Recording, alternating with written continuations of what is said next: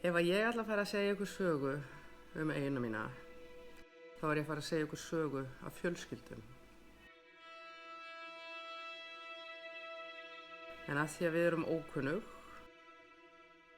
þá eru sumir hlutir sem ég ætla að halda út af fyrir mig. Kannski seinna, þegar við höfum kynnst betur, þá kannski segja ykkur meira.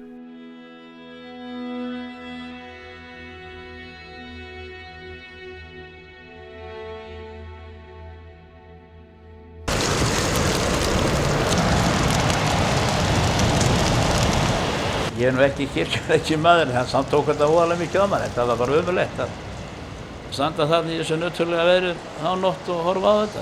Það var bara í öll, þetta snerti okkur öll, hryllilega illa og það var ömurlegt að sjá þetta. Það var bara svoleiðis.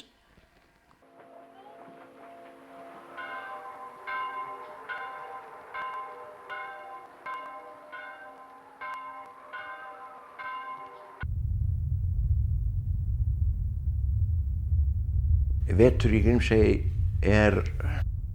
mun erfiðari í dag heldur en var hér áður fyrr. Og hvað ástæðan fyrir því? Það fámennið. Já, það náttúrulega annarkort að það fari að koma eitthvað ungt fólk sem vill vera hérna og eiga börn. Eða bara hreinlega þarf bara að fara að klóna okkur. Ég held að í svona litlu samfélagi þá höfum við öll bara mikla ábyrgð á að reyna að láta hlutina ganga upp og halda þessu samfélagi gangandi. Þetta snýst það að við erum sterkara samfélag, við erum stærra samfélag, við erum það sem við erum og það ekki búið að taka neitt af okkur. Við erum sterk og við erum óbreytt og við höldum áfram að vera. Þetta er stundum eins og dýragarður. Sérstaklega skemmtiferðaskip og svo kemur ferjan með 100 manns og þetta, þú kemst alltaf út úr húsi, það alls staðar.